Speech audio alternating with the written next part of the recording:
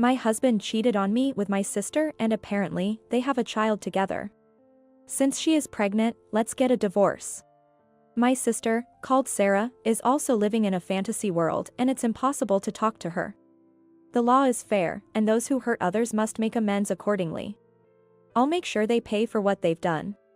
My name is Mia, and I work for a real estate company. I married John, whom I've been dating since college, at the age of 27, and I believe I've been leading a fulfilling life. To be honest, I must admit, I lack feminine qualities. Having learned about hierarchies and seniority in sports teams, and mastering the art of navigating through them, I believe I'm utilizing my strengths in sales. Never would I have imagined that someone like me, who loves sports and lacks femininity, would end up dating a man in college and getting married as a working adult. John and I got close after taking the same lecture in college, and that's how our relationship started. The relationship continued, and while I worked in sales at a real estate company, he began working as a temporary employee at a local public organization. It's great that we both found jobs. I've been curious, though, why did you decide to work for a public organization? Were you interested in it? Nah, not really. I just wanted to work somewhere chill. I couldn't understand his mindset for a moment. I'm not really cut out for sales. And working as a temp in a public organization might lead to a permanent position, so I thought it'd be good. Choosing a job with such a casual attitude was something I never knew people did. At the time, discovering this new side of John was something I considered a positive. That's interesting. We work in different places, but let's do our best. Despite both of us being new to working life and struggling, our relationship smoothly progressed to the point where he proposed. Mia, will you marry me? Yes, I'd be happy to. The proposal felt like a dream scenario that only happened in dramas, and I couldn't help but shed tears. Keeping the top sales position in a male-dominated real estate company was partly thanks to John's support. Though continuing to work hard is great, I've also been fantasizing about how fun life could be with children of our own. One day, while having lunch at work, I received an email. The sender was my older sister, Sarah. Sarah was everything I wasn't: cute, graceful, and the epitome of femininity. Though we were different, we've always been close. How about going for afternoon tea at a hotel sometime? I also want to celebrate your company award we talked about. I had just told Sarah about being honored for maintaining the top sales performance for a year. Imagining the time spent chatting with my dear sister over tea, surrounded by jewel-like sweets. During this blissful moment, the conversation shifted to Sarah's love life. You know, my boyfriend recently took me on a drive. He made an original album with my favorite songs. And it matched the beautiful scenery perfectly. That sounds wonderful. Where did you go for the drive? At first glance, the conversation seemed normal, but I felt something was off after asking Sarah. I had met her boyfriend a couple of times before, but was he really like that? The person she described didn't match my memory. When I met him before, he seemed like a struggling student, or kind of nerdy. I remember him having a very studious image. Did he change his look? It's been a while since you last saw him, so yeah, you could say he's changed. Last time, you were complaining that your boyfriend seemed a bit unreliable, right? Has that changed? Was I? Maybe you're confusing him with someone else. Regardless, it's good to see Sarah happy. Lately, John has been complaining about having to work late more often. He used to come home on time, but now he often returns around 9 or 10 p.m., and sometimes he doesn't even call before taking the last bus home. Which he used to do. When I asked him to at least call because of dinner arrangements, he got irritated. Can't help it. I'm working hard as a public employee. Overtime is unavoidable, but I'd still like you to call as before. I don't have time for that. Whether I can become a permanent employee depends on this, so don't meddle. He seemed uncharacteristically angry. Was John always like this? For now, I decided it would be best to leave things be, as provoking the situation further wouldn't benefit anyone. Around that time, Sarah mentioned she wanted to talk about something important. I thought it was a good opportunity, so I suggested we grab a drink at a newly opened bar. John's been coming home late recently, so a night out is fine by me. I heard there's a new place you would like. No. I have some errands to run at night. Would it be okay if we just had tea during the day? Sarah seemed hesitant, but there must have been something on her mind. Luckily, I had some compensatory leave accumulated, so we agreed to meet at a cafe during a weekday afternoon. When I arrived, Sarah was already there, looking a bit under the weather. If you weren't feeling well, you could have told me. We could have rescheduled. Are you okay? Yeah, I'm fine. There was something I really wanted to tell you today. I wondered what was so urgent that it couldn't wait. What is it? What's going on? I'm pregnant. I wanted to tell you first, Mia. Knowing that Sarah had always wanted to get married and have children soon, I was genuinely happy for her. Congratulations. Your boyfriend knows, right? He's been busy lately, and I don't want to bother him, so I haven't told him yet. But I need to find the right time soon. Maybe marriage is next. I'm so happy for you. I can't wait to meet your baby. I returned home filled with joy from the happy news. Since John has been coming home late recently, I decided to celebrate by myself. I bought snacks on my way home, planning to indulge in some happy drinking alone, but to my surprise, John was already home. If you were going to be home early, you should have told me. Should I make something quick for dinner for you? No, it's okay. I need to talk to you, Mia. You too? I also have something to say. Sarah, you see. Cutting off my story, he presented a piece of paper labeled as a divorce application. Is this some kind of joke? What does this mean? I've been really busy with work lately, and I feel terrible for causing you so much trouble, Mia. I think it's about time I really focused on my job and aimed for a permanent position. John was avoiding my gaze as he spoke hesitantly. Even more reason for me to support you, not for us to get a divorce. It's been tough for both of us, and I think it's time we went our separate ways. He handed me the already filled out divorce application, and I was too shocked to process anything. The joy from celebrating Sarah's pregnancy was suddenly overshadowed by this devastating news. Wait a minute. Did I do something wrong? No, it's just my selfish desire to focus on my work. I'm sorry. Where did all the happiness go?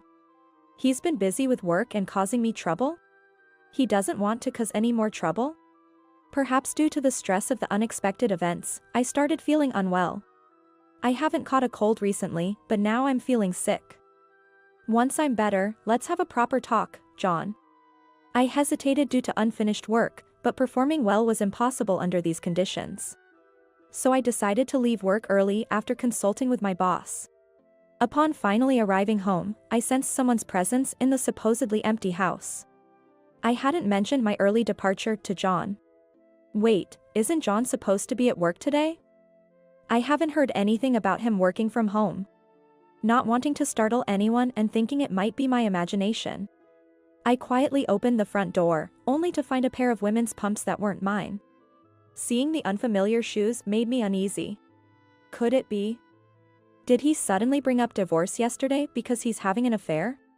I approached the living room as quietly as possible, and from the other side, I could hear voices. Is that John's voice? And no way. The voice speaking with John was unmistakably Sarah's, someone I knew all too well. I've already handed over the divorce papers, so once she signs and submits them, everything should be sorted out. But what if you end up being portrayed as the bad guy and she demands alimony? Sarah whispered. For John confidently stated, his voice loud enough to be heard through the door. That's not an issue. I've already told her how sorry I am for being so busy with work and causing her trouble. Smart move. So you made it sound like the divorce is for her benefit, saying you're struggling, it's not her fault. And you believe it's best for her if you separate. That's clever. John, probably feeling good about himself with Sarah's encouragement, seemed to be breathing heavily with confidence. Yeah, well, years of working as a public employee teach you how to deal with people and navigate through situations. She probably hasn't caught on. Especially since she's always so focused on her job, John boasted. Absolutely. Even the last time we had tea together, all she could talk about was her job and sales achievements, Sarah added. I'm likely to become a permanent employee next year, so the salary will be better, and we can provide a good education for our child, John stated. Assuming his future promotion. John, still a temporary employee who can't secure a permanent position without recognition at work, seemed already convinced of his imminent promotion. My ex-boyfriend got crushed by his toxic workplace and got caught up dreaming about becoming a lawyer, always studying. I wanted him to be more independent, but meeting you has made everything better. Sarah said, which took a moment to comprehend. Sarah had a boyfriend, whom I had met a few times. Wait, did Sarah break up with her boyfriend? But what about her recent pregnancy announcement? I thought, puzzled, as I hadn't heard anything about a breakup. Pregnancy usually implies it's with the boyfriend she mentioned. But now, the voices I heard were Sarah's and John's. Could it be? The child is John's? I wondered, filled with disbelief. But I knew I couldn't just stand there and do nothing. Carefully, I took out my phone and discreetly started recording. Having evidence could be useful later on. How ridiculous. I've worried myself sick for nothing. I thought, determined not to let them get away with their happiness unchallenged. I felt they needed to face appropriate consequences for their actions before I could move on. Even so, charging at them head-on as an amateur would be futile. It's best to leave it to the professionals, I concluded. It seemed they had wrapped up their conversation and casually started watching TV. With the evidence I had just recorded, I felt somewhat prepared for any eventualities. I remembered seeing a law firm sign during my sales rounds and decided to seek advice there first. What should I do about those two? I need to make a call, I thought, quietly leaving the house to avoid making any noise. After briefly explaining the situation over the phone, I was told they could see me right away as there was an available slot, so I headed straight to the law firm. It was my first visit to a law firm. A place I'd only seen in dramas and thought I'd never need to visit myself. Feeling nervous, I hesitantly opened the door to the law firm, only to be greeted by an unexpected figure. Nathan, long time no see. But why are you here? I asked in surprise. Ah, you must be Sarah's sister, Mia, right? It's been a while. I was the one who answered your call, but I didn't realize it was you. Nathan explained, standing there. Nathan, Sarah's boyfriend, whom I had met a couple of times before, looked completely different from the struggling student I remembered.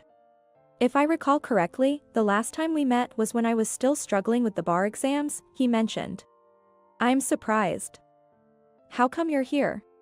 Nathan scratched his head with a shy smile.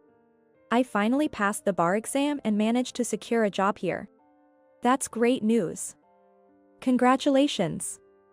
You've changed so much, I almost didn't recognize you, I complimented.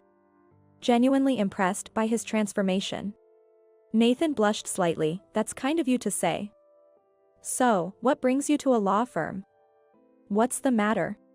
It seemed Nathan was unaware of the situation.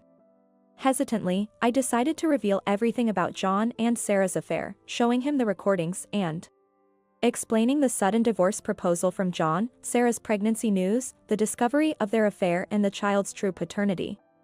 And how Sarah referred to Nathan as her ex-boyfriend. I understand now. Indeed, I've been out of work for a while, causing trouble for Sarah. I apologize for suddenly bringing this up. Noting Nathan's conflicted expression. Ex-boyfriend, huh? Are you still seeing Sarah? I asked. We were meeting, but she's been turning me down lately, and I thought something was off. Nathan explained, making me realize the miscommunication between him and Sarah. I was also busy with the bar exam, and Sarah said she was busy with work, so I reduced how often I reached out. But I see now what was really happening, he reflected. You didn't know about your sister or the pregnancy, I noted. Right. She told me we might not be able to meet for a while, so I was planning to tell her about my new job once I settled in. Nathan shared, torn between his roles as Sarah's boyfriend and a new lawyer. We might have a case with the evidence you've gathered, but it would be more solid if we ensure they can't deny it before bringing it to us. Nathan advised. I suspected as much. The evidence might be too weak as it stands, I conceded. Nathan then offered a helpful suggestion. Why not use a detective from a firm we work with? It made sense, charging in with what I had might only yield a minimal settlement. If I'm not careful, I might end up not causing them any real damage. If you recommend it, Nathan, I might consider hiring a detective, I contemplated. I can't just sit back and do nothing, Nathan stated. It might be a roundabout way, but I decided to hire the detective firm Nathan recommended to gather more substantial evidence. The detective collected an impressive amount of evidence within a few days. Enough for Nathan to confidently say it would turn the tide in our favor. A few days later, armed with the evidence, I called John and Sarah to a diner. Telling John it was to finalize the divorce papers and telling Sarah it was to give her a pregnancy gift, which they both readily agreed to. Now that we're all here, you both know what I want to say, don't you?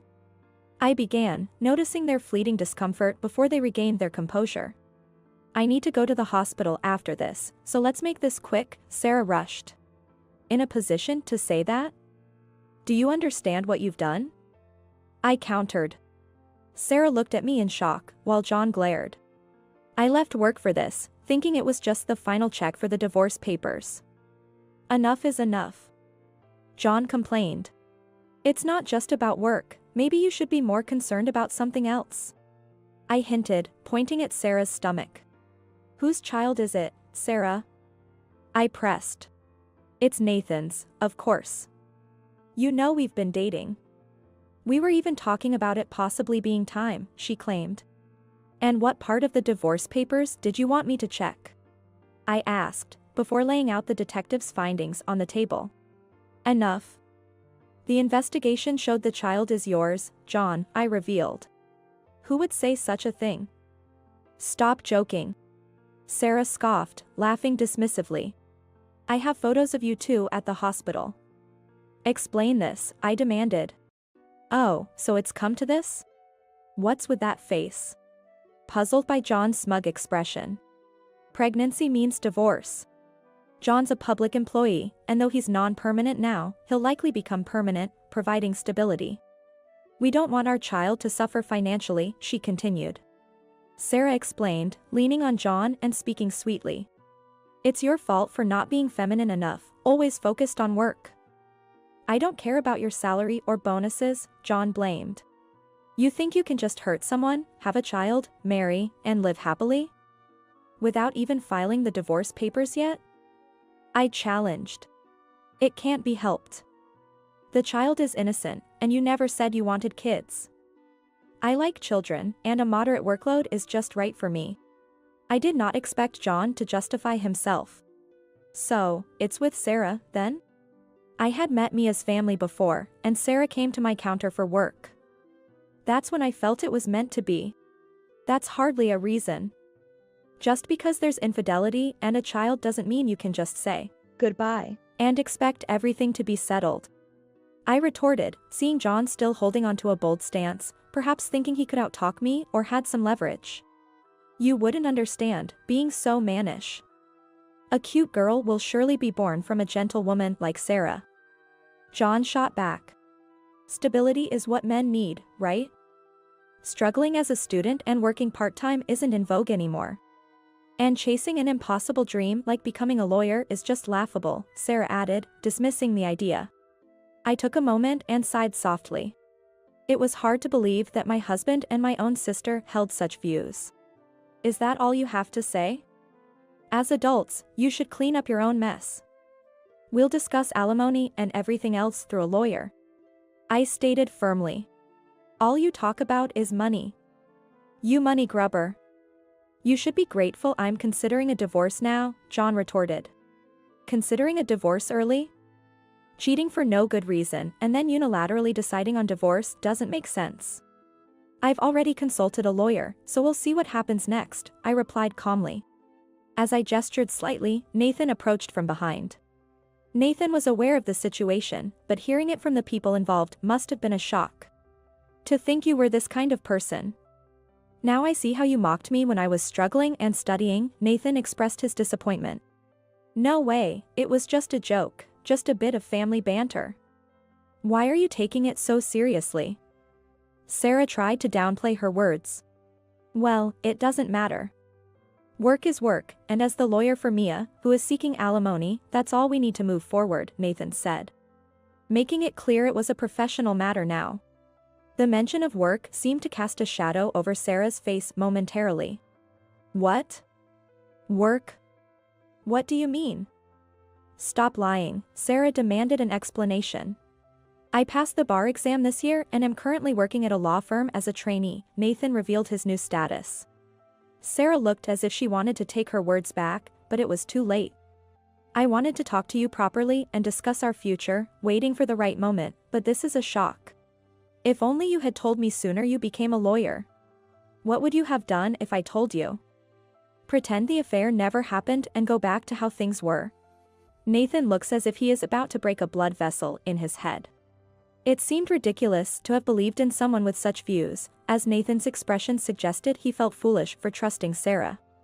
So it's your fault for chasing your dreams and studying, leaving her alone, and that's why this happened. Are you saying it's my fault? You're confident you can make her happy, then? Nathan seemed at a loss for words, almost as if he couldn't believe what he was hearing. I work for an organization, and it's not like organizations go bankrupt that easily, so my future's secure. I earn a decent salary. So I can definitely make Sarah happy, John claimed confidently. Well, if that's the case, then this will be quick. We'll send you the details of the alimony later for your review. Hearing the actual possibility of alimony claims, both John and Sarah started to panic. Mia, you already have plenty of money, right? Weren't you going to celebrate your own sister's marriage? John tried to guilt-trip me. Yeah, I'm practically just a part-timer at my job now, I don't have that kind of money. Hey, remember that dress I gave you for your birthday? Can't we just call it even with that? Sarah suggested, as if a dress could compensate for everything. As if a dress could make up for a divorce. How much more could they belittle others? The audacity of thieves. Cheating and stealing someone's husband and acting like there's no harm done, I countered. It's your fault for not keeping him interested, for being taken away. Didn't you know John prefers more feminine women? Sarah tried to shift the blame onto me. What are you saying? That's like saying it's not the shoplifter's fault for stealing, but the store's fault for being robbed. It doesn't matter if you're a full-time employee or a part-timer, a woman or a man. If you do something wrong, you have to make amends, I argued. I pulled up my phone and showed them a webpage listing the typical compensation amounts for adultery and mental distress. Letting them know I was serious. Well, if you're prepared to deal with the consequences, then I suppose it can't be helped. John seems to be doing well as a distinguished organization employee, so I'm sure you'll manage somehow, I said with a hint of sarcasm. Organization employee or not, I don't have a fancy title, and this amount. You don't feel even a little bit responsible for lowering it? John pleaded, looking up at me. But there was no room for pity. Not at all. I've done nothing to be ashamed of in our marriage. How dare you? Sure, we've had our share of inconveniences living under the same roof, but that's no reason for an affair with my sister. Nor a reason to reduce the alimony, I continued, standing my ground. After leaving the diner, I went straight to proceed the divorce. Now I am officially divorced. What a relief. I'm better off without him, I sighed, feeling a weight lifted off my shoulders. The proceedings that followed the divorce happened swiftly. Although Nathan, being a junior lawyer, didn't take on my case as the main attorney, he was actively involved in supporting the lead lawyer. Thanks to Nathan's efforts in connecting me with a highly competent senior lawyer who specialized in divorce and infidelity cases, I was able to secure an alimony that exceeded the standard amount. It really makes a difference when someone understands the pain of others. And to think I trusted.